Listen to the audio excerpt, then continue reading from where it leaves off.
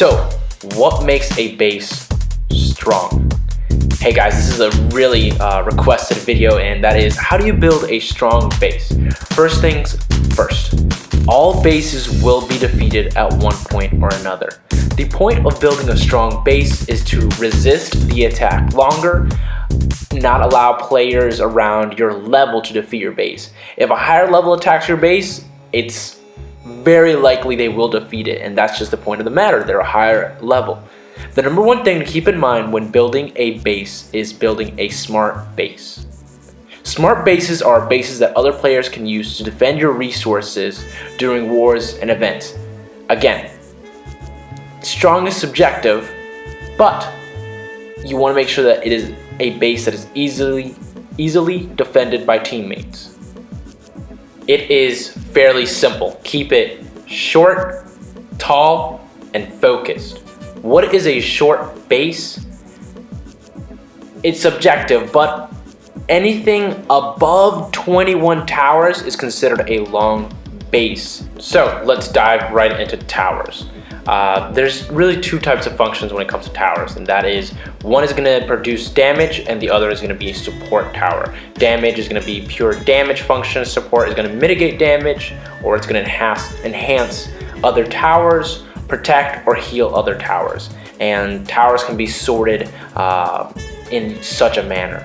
The fire turret is an elemental wind-up tower with a very powerful fireball and a super shot that increases all damage taken. Placement should be at the beginning of an island to speed up that firing process. Storm towers are capable of giving complete damage immunity to towers adjacent of them. What is the best positioning for them? Use it to cover those VIP towers, or right in the center to cover all forward and backward towers. If placed in a long island in about the middle, and the long islands are the ones that are stacked beside each other, it can cover 5 towers instead of 4. Ice Tower's elemental provides a shield that protects all towers. Exceptionally powerful against hunters by slowing ammo recovery with consistent damage. Works very well with Storm Tower to provide 2 shields. Placement should be to protect other towers, and really highly recommended with another Storm Tower. The Mage Towers are fairly simple. They steal rage and they interrupt rage regeneration. They cover each particular spell. They're very supportive towers and very good if you need to stall out damage. Cannons have decent health and about half of the attack of Archer. Decent is a strong word on how they are. However, they're very good as supportive towers to break shields. Archers have the highest damage per second realistically outside of the flak towers that are very consistent. These guys are very strong. Do not underestimate them. Flak towers have short range but wicked attack power. 3 times the damage of the same level archer on a regular attack. And the trebuchet style stun is very good at interrupting the dragon. Dragon perches will give you experience, and it'll be an additional tower attacking. Nothing too crazy about it. Trebuchets can be deadly if you invest research into them, but they are decent and somewhat weak, but very good as a supportive tower to interrupt dragons. When lightning towers are clustered together, they gain a spike, a multiplier in their super shot. They have very long range and are extremely valuable to a base. They are very much attacking towers. Ballistas are easily one of the weakest towers. Some players have reported success with it, but I can't personally recommend them. So let's get subjective. Here's a good example of a combo that I personally like to use, and that is an ice, a storm, and a flak tower. Here's another combination, a fire, storm, and storm. Protects, gives good support, the mages to take out any magic, any rage. Boom. So this is my friend's base, and we're gonna just dive right in.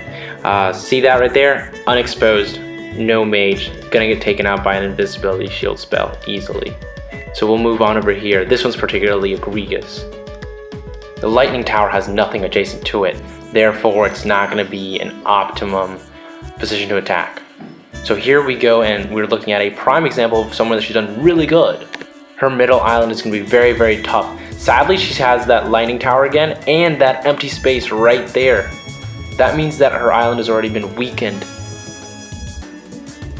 This particular island is really good. Good defense, good support, good attack. What do we do about the back island? That one's subjective. A lot of people will either put a lot of focus into it or not at all. Personally, I focus on my upfront towers and let the back do what it must, and that is make sure the farms survive, and that is with a lot of disruption and supportive towers.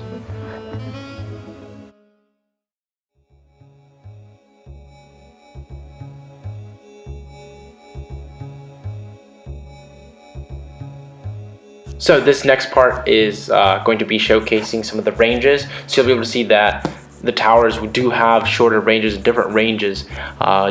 It's very cool to see this and keep this in mind of when a dragon is going to be approaching relative to how the range is going to be.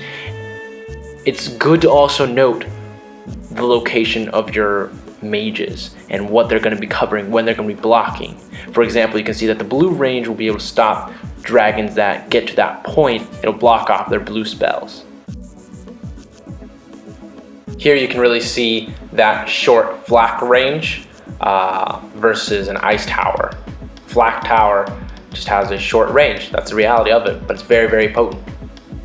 Lightning towers have the longest range, and these are towers that are very good when mixed with other towers, but with their lightning adjacency, distribution, or multiplier.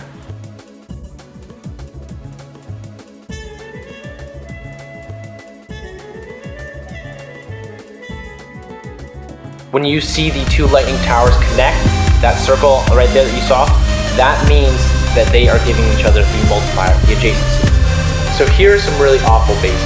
I'll let you guys figure out in the comment section what are the weaknesses to these bases. Look towards part 2, and as always, give a like or subscribe.